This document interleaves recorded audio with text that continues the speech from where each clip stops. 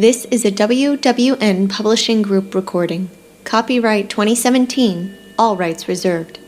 This is an abridged version of Knight Takes Pawn, Book 1 of the Red Knight series by Martha Sweeney, to make the story appropriate for all listeners on YouTube. Read to you by the author. If you want to read the complete story, you can find the ebook or paperback online. Links are provided below in the description. Chapter 26, Night. "Where's Red?" I shout, barging into the main doors of the mansion. My blood boils hotter when I don't find anyone in the foyer. "What's going on?" Ash asks, chasing after me. "Run in!" I shout, hoping he'll hear me as I continue to search the main floor. The house is quieter than usual, which confirms that something bad has happened. I stride through the rooms, shouting for both Ronin and Red. It isn't until I hit the game room when I finally find some people. "Where's Ronin?" I ask heatedly, to Breaker, Dobbs, Kane, Switch, Wolf, and Dog. "What's got your panties in a bunch?" Breaker returns. "Where's Ronin?" I press. "How the hell should we know?" Breaker quips snidely. I glower at Breaker. There's something the Dagger knows and isn't sharing. "I think he and Lolly are in their room," Switch shares. I nod in response to Switch, but continue to stare Breaker down. I can see it written all over Breaker's face that he knows something.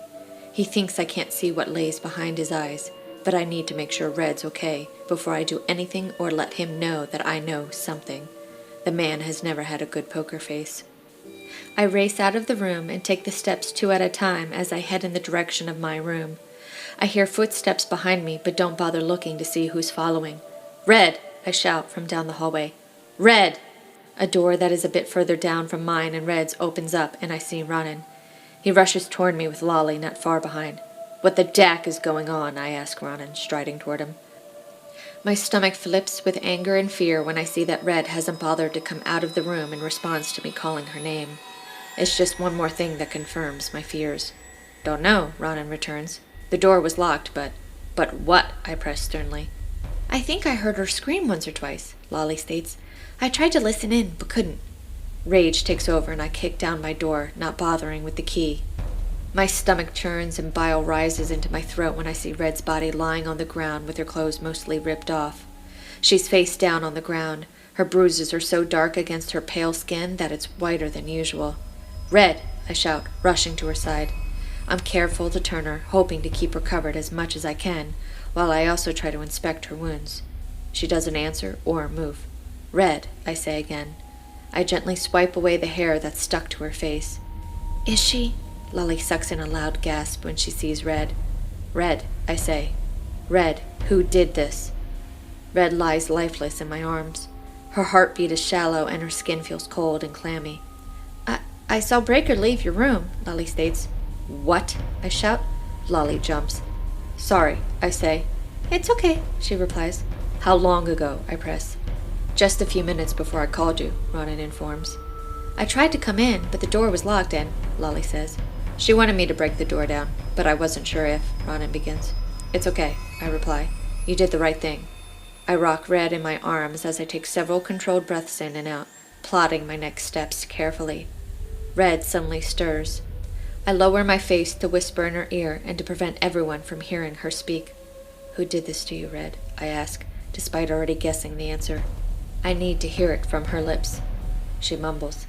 "Tell me, Red, who did this to you?" I ask again.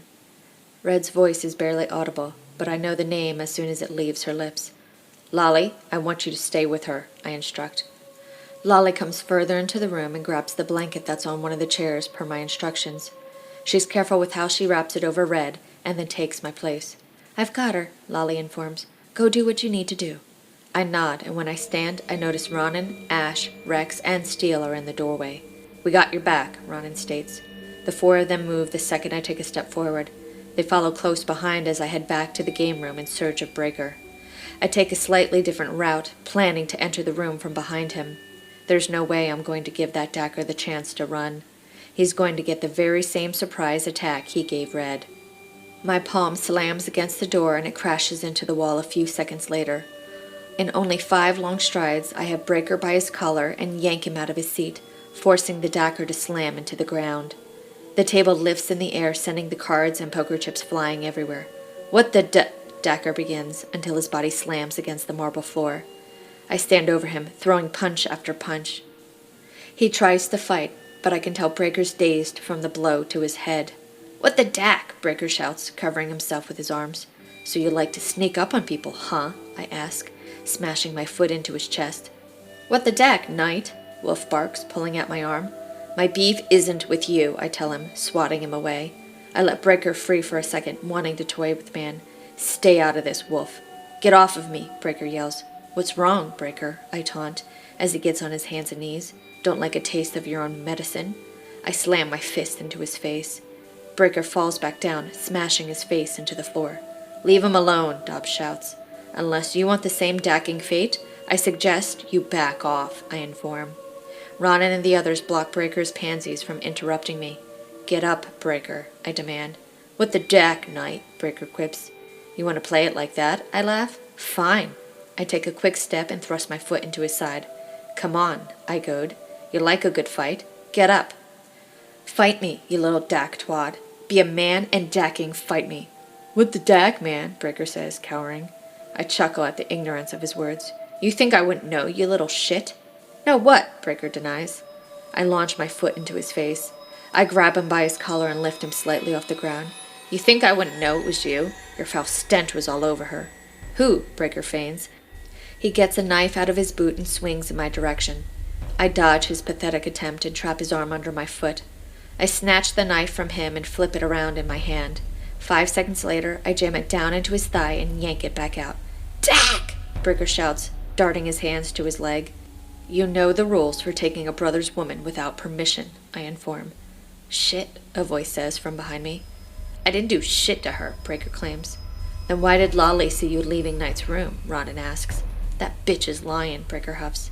"Come again?" Ronan presses, taking a few steps forward. I take a step to the right and let Ronan have a few swings at Breaker.